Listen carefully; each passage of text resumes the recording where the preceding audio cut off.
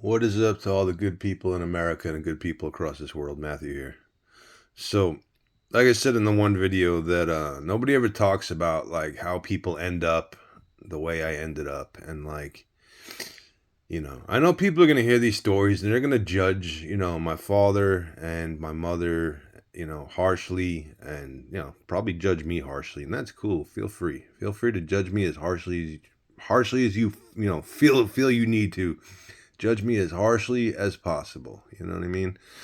But there's reasons. You know what I mean? Like it took me most of my lifetime to figure out. Like, believe me, I was very confused. Like, why did my father do those things to me, dude? You know what I mean? And yeah, I definitely don't advise. You know what I mean? I would do similar things if I had a child, but differently. Like, you know what I mean? Like, not as extreme, definitely. But to test a child, to get a child to test their barriers is a very, very good thing. It is not good for people to be fear based and scared of everything. So to push a child, a child's boundaries and get them to push their own boundaries is a very good thing. You know what I mean? My father could have done it a lot healthier, but all the stuff I'm talking about wasn't, coming from a man who was all that he didn't have it 100% together. You know what I mean? Like, because he had PTSD from fighting the war against the Black Liberation Army, and there's so much, layers to like everything that I went through. You know what I mean? And like we're talking 47 years of just insanity. So like this is just like the tip of the iceberg of the stuff I'm talking about. You know what I mean? Just so many things occurred, and like, like I'm listening back to the story of like, it almost sounds like I had a decent childhood, and it really wasn't at all. No, it wasn't. It was very painful. It was very, very painful. And, you're hearing me now at 47 years old looking back on things, but at the time, I was confused and hurt and just, it was painful, dude. Just so painful, man, because it's like how many people had lives like I did, and like how many people can relate to like the things I've been through. You can't really talk to people about those type of things. And so I've had to live, just keeping everything on the inside because it's just so extreme and so fucked up, man. Just like, and I'm saying that like a victim. I'm not saying that like a victim, but it is just, it is what it is, But yeah, going back to like how I was built into like this machine, basically. Like so my father was a cop in the 81st precinct. I remember I used to go into bed as early as I can remember. I was in Bed-Stuy with my father. He would, not every day or nothing, but once a month or whatever, he would take me into Bed-Stuy to go pick up a paycheck, or he had girlfriends all over Brooklyn and Queens, and he's married to my mom, but he had a lot of girlfriends, and he used to use me as a, he'd tell my mom, "Hey, I'm gonna take Matthew to whatever, to go get ice cream," or whatever he would tell her. And next thing you know, we'd be at one of his girlfriend's houses, and I'd be chilling on the carpet with, some little young black boy or some Spanish kid, or, you know what I mean? Some kid that I never met before, or a couple of them. And, so yeah, I mean, I definitely a wild life. But, so this one time, I remember he said, you want to come with me to Bed-Stuy to go grab a check? And I was only like 4 years old. I'd been there before. And I'd seen the entire precinct house many times, but every time I went there, it was like new because I wasn't going there every day. Maybe once a month, maybe once every 3 months. I don't know. I was a little child. I just know I went there, many times as a child. Um, like I said, not every day. You know what I mean? But at least 4 times a year, probably 6 times a year. I don't know. Anyway, so we're in the precinct. I think I was 4. Maybe I was like 3. I don't know. All I know is I was really, really young when this happened. Really young. Really young. I probably would guess I was probably around 3 years old.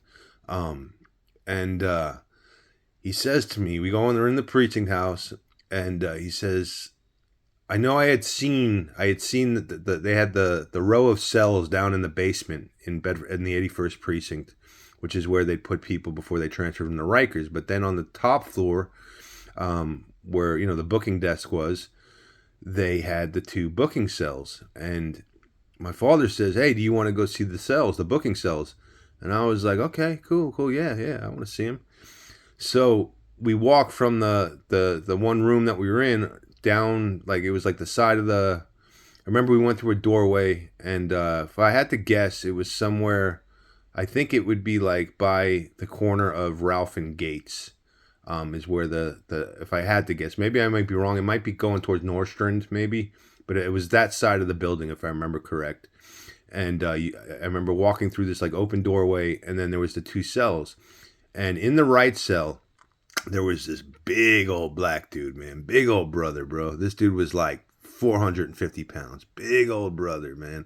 And the dude was like 6'4", 6'5", 6'6", big monstrous man, big monstrous man in that cell. And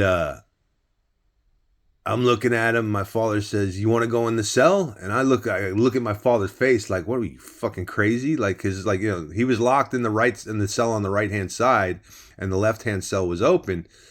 And I look at the big old dude, and I look back at my father like, "What? Like this dude's gonna kill me?" Like he's like, "No, he ain't gonna hurt you. Like he ain't gonna bother you, man."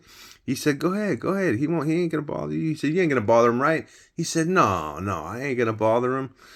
And I was like, look at my father. I gave him one of them looks, like, are you sure? And like, he's like, he gave me a look, like, yeah, man, it's cool. And I go and I walk against my better judgment, my every my intuition, my every my mind was telling me don't do this. You know what I mean? Like I don't know, just I was hesitant about doing it. And I go into the left cell.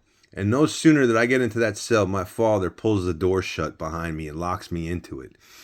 And this big old brother, man, he puts his arms through the bars like he's trying to grab me. Come here, kid.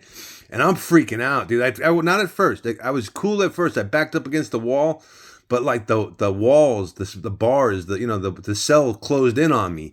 And like in reality, the dude was, probably his hands were 3 feet away from me. But, being a 3-year-old child or whatever I was, like, you know what I mean? I broke down crying, dude. I broke down crying at some point. I was in there for about, I don't know, probably 40 seconds, a minute. And looking back, man, the black dude, he was my father obviously knew him, and the guy was just a big old jolly giant. You know what I mean? He like once I started crying, he like instantly felt, oh God, come on, little man, don't cry. And he made me smile, and he started making me laugh and stuff, man. He's like, no, I ain't gonna hurt you, dude. You're okay, little man. You're okay. Don't cry. And yeah,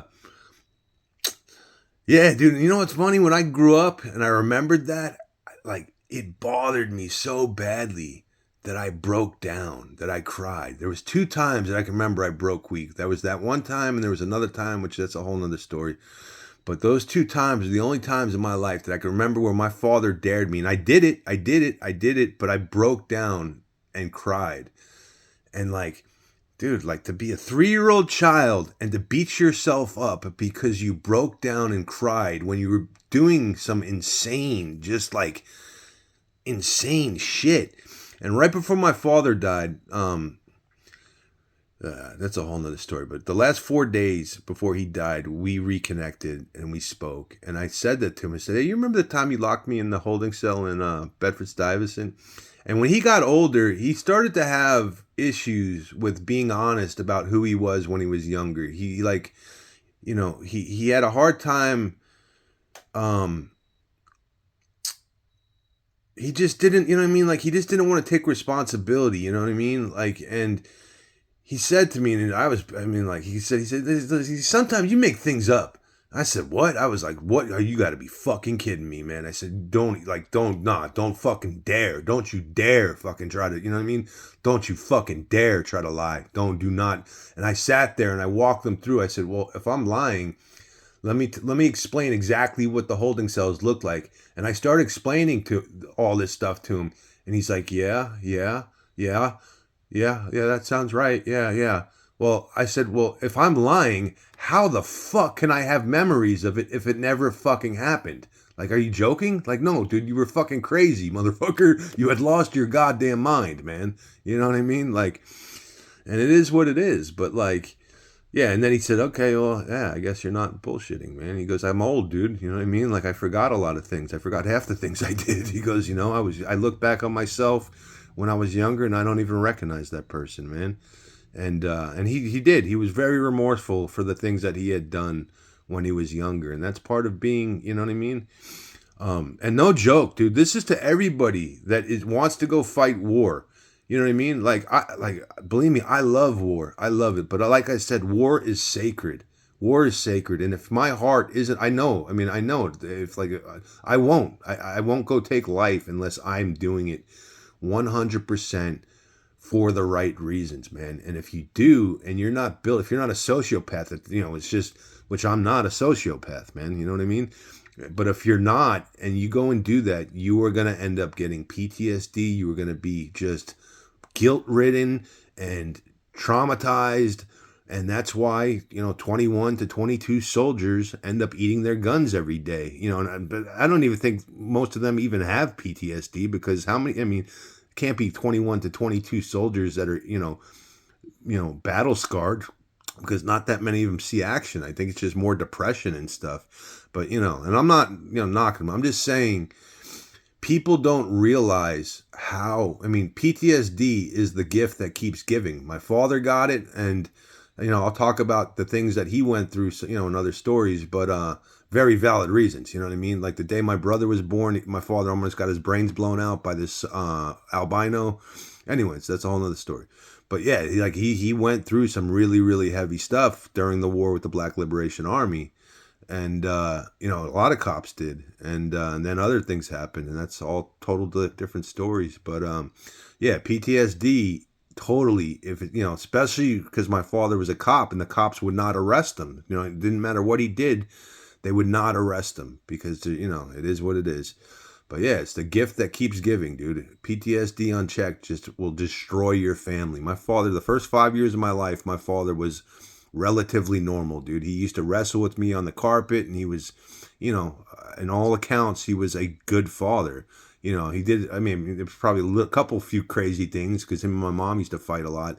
But as far as my relationship with him, he hadn't turned on me yet, and hadn't done anything to hurt me yet until I was about close to 5 years old. And, because it was PTSD, it's like he got, anyway, that's a whole nother story. So, yeah, dude, I think about that. I'm like, dude, he locked me in a cell with the fucking crazy, dude. Crazy, man. Crazy, crazy, fucking. But anyway, so I say I wouldn't change anything.